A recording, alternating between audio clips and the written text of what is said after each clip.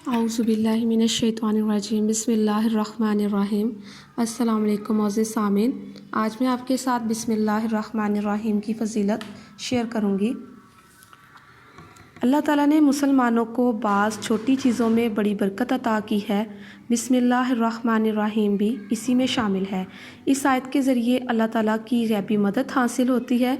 इस छोटी सी आयत में इस कदर ताकत है कि कोई आम मुसलमान इसका तसव्वुर भी नहीं कर सकता।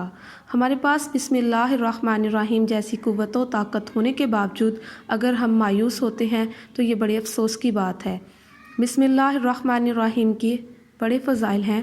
रसूलुल्लाह सल्लल्लाहु अलैहि वसल्लम ने फ़रमाया कि मुझ पर एक ऐसी आयत उतरी है कि किसी नबी पर सवाए हज़रत सुलेमान अलैहिस्सलाम के ऐसी आयत नहीं उतरी। वो आयत बिस्मिल्लाहिर्रहमानिर्रहीम है।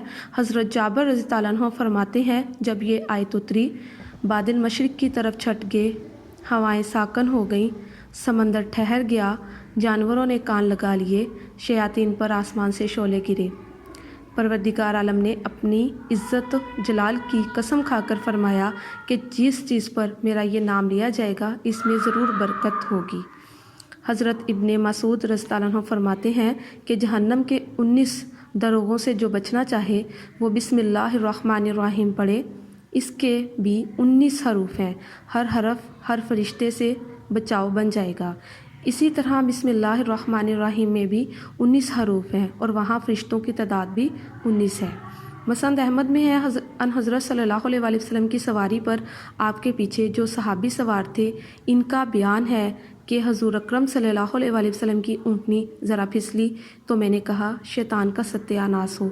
आप सल्लल्लाहु अलैहि वसल्लम ने फरमाया, ये ना कहो, इससे शैतान फूलता है और ख़्याल करता है कि गोया इसने अपनी कुव्वत से गिराया। हाँ, बिस्मिल्लाहिर्रहमानिर्रहीम कहने से वो मक्खी की तरह ज़लीलो पस्त हो जाता है। एक हदीस में है कि जिस काम को बिस्मिल्लाहिर्रहमानिर्रहीम से शुरू ना किया जाए वो बेबरकत होता है। हज़रत अली रज़ियल्लाहु अन्हु से रवायत है, एक शख्स ने बिस्मिल्लाहिर्रहमानिर्रहीम को बड़ी उम्दगी और ख़ूबी से पढ़ा, उसकी बख्शिश हो गई।